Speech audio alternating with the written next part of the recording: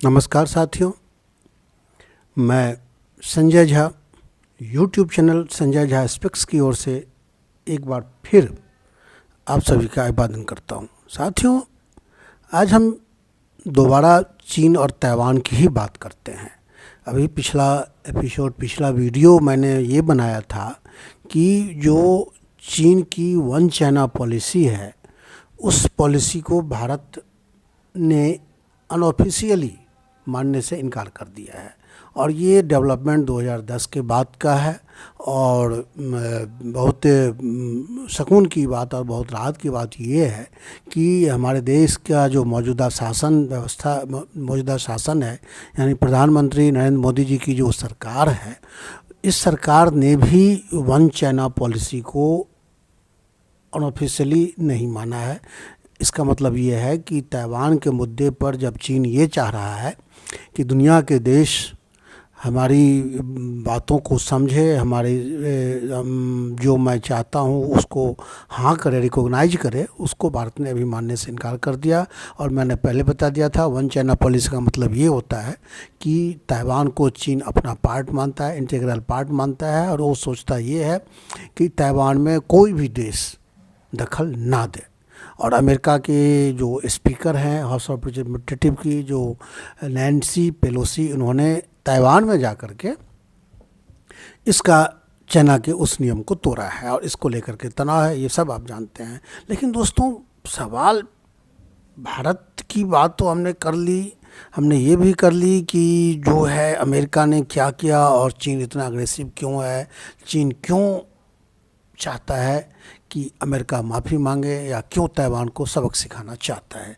लेकिन इससे बड़ा सवाल ये है कि दोस्तों, चीन की वन चाइना पॉलिसी को भारत के पड़ोसी मुल्कों ने सबसे ज़्यादा रिकॉग्नाइज किया है और सबसे जल्दी ताइवान के मुद्दे पर चीन के समर्थन में आगे बढ़ कर के बयान जारी किया है। और ये जो पड़ोसी मुल्क हैं, इसमें नेपाल भी है, मालदीव भी है, बांग्लादेश भी है, पाकिस्तान तो है ही, म्यांमार तो है ही। पाकिस्तान और म्यांमार आप जानते हैं कि उसको इनडायरेक्टली चीन ही दोनों की सरकार को चला रहा है।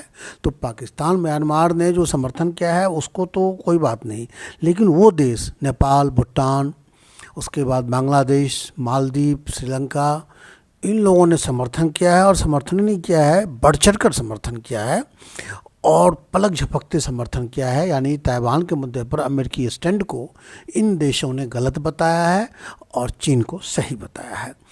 अब लेकिन सवाल ये है दोस्तों कि आखिर हमारी विदेश नीति, हाँ, एक बात और सबसे बड़ी ताज्जुब की ये है कि ये वो देश हैं, जब हम लद्दाख के मुद्दे पर, जब हम चीन से हमारा विवाद होता है, जब डोकलाम के मुद्दे पर जब चीन से हमारा विवाद होता है, जब अरुणाचल प्रदेश के मुद्दे पर चीन से हमारा विवाद होता है, तब ये सारे देश चुप हो जाते हैं।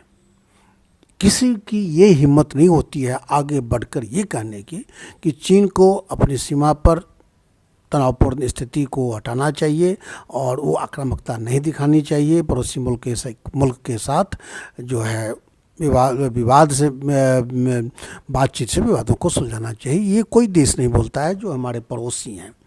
तो फिर चीन पे इतनी मुखरता इन लोगों की कैसे आ जाती है?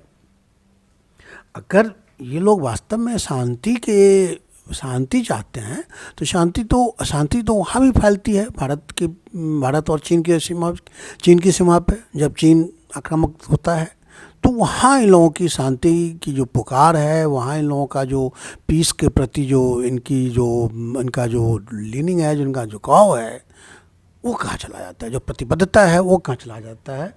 तो दोस्तों, इसको लेकर के भारत की मीडिया ने, मैं इस न्यूज़ के साथ, इस वीडियो के साथ कुछ स्क्रीनशॉट्स शेयर कर रहा हूँ, और उस स्क्रीनशॉट्स में वो चीज़ें हैं जिसमें भारत की मीडिया की ओर से इस पे चिंता जताई गई है और इसकी कारणों को जानने का प्रयास किया गया है कि आखिर जो है भारत के मुद्दे पर सबसे पहले तो मैं बीबीसी की बात कर लेता हूँ।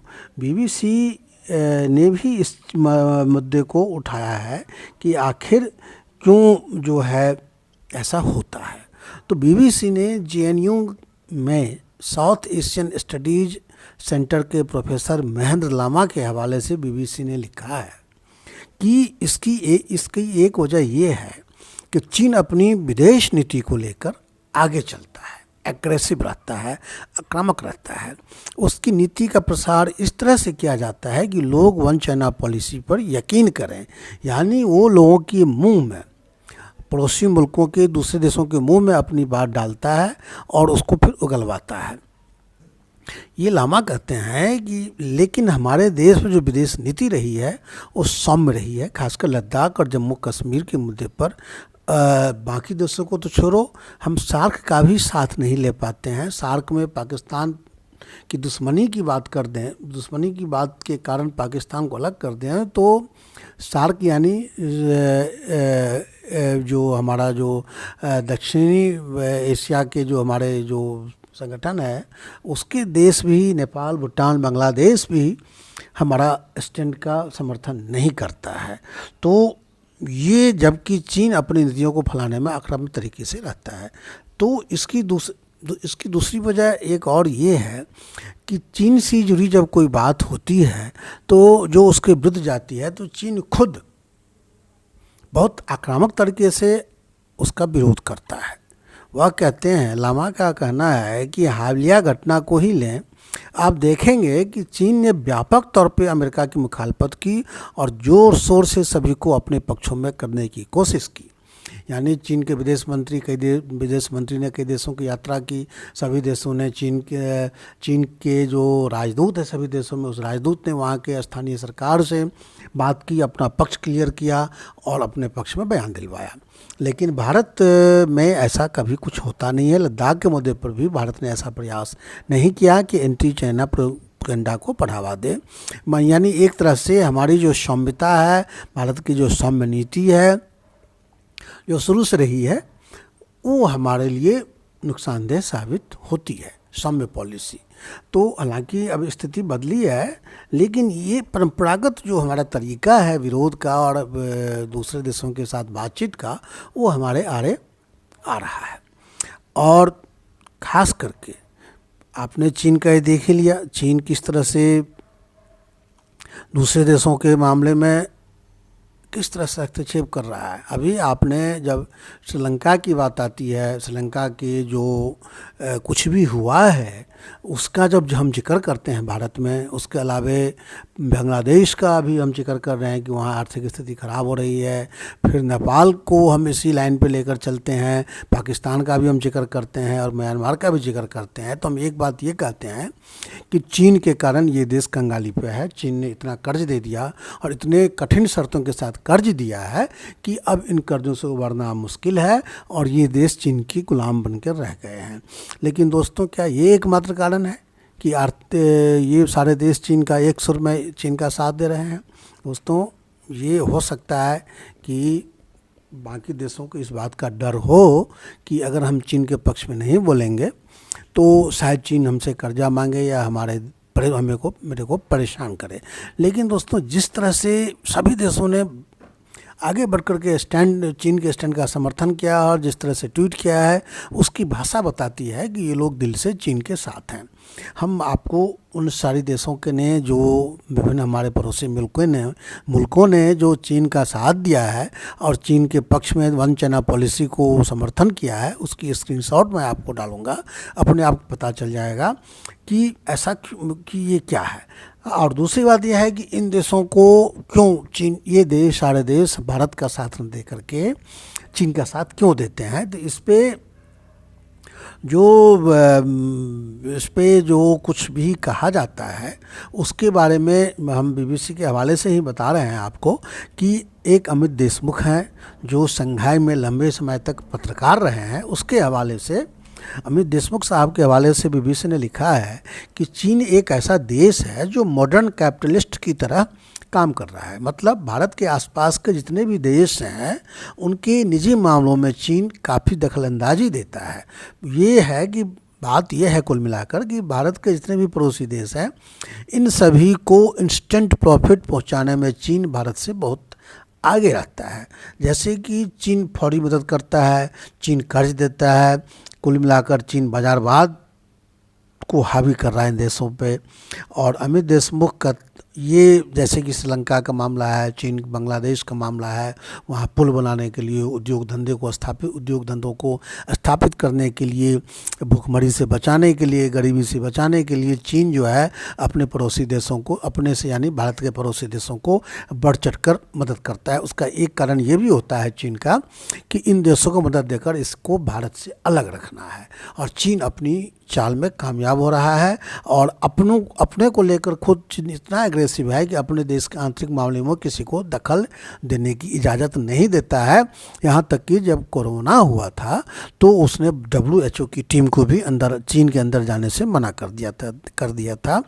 तो यही कारण है कि निर्माण संबंधी, उद्योग संबंधी मदद के कारण चीन जो है, मतलब हमारे जो पड़ोसी मुल्क हैं वो चीन को समर्थन देने में पीछे नहीं हटते। और चीन ने दावा भी किया है, चीन के विदेश मंत्री वांग यी ने एक प्रेस कॉन्फ्रेंस में हाल ही में दावा किया है कि 100 से अधिक देश मौजूदा हालात में वन चाइना पॉलिसी के प्रति अपनी प्रतिबद्धता जताई है। इससे पहले 3 अगस्त को चीन के विदेश मंत्रालय की प्रवक्ता हुआ चुनिंग ने एक प्रेस कॉन्फ्रेंस में दावा किया था कि दुनिया में सिर्फ एक चीन है और ताइवान उसका हिस्सा है। और अपने बयान में चीन ने कहा था कि अमेरिका समेत दुनिया के 181 देशों ने वन चाइना सिद्धांत को के तहत ही चीन के साथ रणनीतिक संबंध स्थापित किए हैं। दोस्तों, तो ये चीन का दावा है और ये हमारे पड़ोसी मुल्कों की स्थिति है जिसने पलक झपकते चीन को मदद कर दी। और हमें इस बात पे, हालांकि भारत ने अभी तक वन चाइना पॉलिसी का समर्थन नहीं किया है अभी हालिया घटनाक्रम में, और न इसका विरोध किया है। भारत चीन के साथ सीमा विवादों को सुलझाने के लिए सैन्य स्तर पर वार्ता कर रहा है। उस वार्ता प्रभावित न हो इसलिए भारत खुल करके चीन के विरोध में नहीं गया है, समर्थन भी नहीं किया है। भारत की अपनी मजबूरी हो सकती है, लेकिन हमें इस बात पे ज़रूर गहराई से सोचना पड़ेगा कि हमारे पड़ोसी मुल्क, खासकर नेपाल और बांग्लादेश जैसा पड़ोसी मुल्क कैसे चीन के साथ जा रहा है, और इतना कुछ होने के बाद भी श्रीलंका कैसे चीन के साथ खड़ा है, इस पर हमें सोचना है। और हमें उन चीज़ों का हल भी ढूंढना है जिससे ऐसा हो रहा है, क्योंकि ये हमें ये संकेत भी दे रहा है ये घटनाक्रम कि जब हम लद्दाख के मुद्दे पर, अरुणाचल के मुद्दे पर जब हम चीन के आमने सामने होंगे तब संभवतः ये सभी पड़ोसी देश चीन के साथ खड़े मिलेंगे। हमें उस स्थिति को समझते हुए अपनी रणनीति को दिशा देनी होगी। दोस्तों, आज के वीडियो में इतना ही, मैं इसको अभी यही रोकता हूँ। वीडियो लंबा हो सकता है, लेकिन दोस्तों पूरी घटनाक्रम को और समझने के लिए हमें ये इतना लंबा इसको करना ज़रूरी था। उम्मीद है कि ये कंटेंट आपको अच्छा लगा होगा। अगर ये कंटेंट आपको अच्छा लगा है तो मेरे चैनल को सब्सक्राइब कीजिए और वीडियो को लाइक कीजिए। दोस्तों, थैंक यू, आपका बहुत बहुत शुक्रिया। और फिर बहुत जल्द हम आपके सामने नए विषय वस्तु के साथ हाजिर होंगे।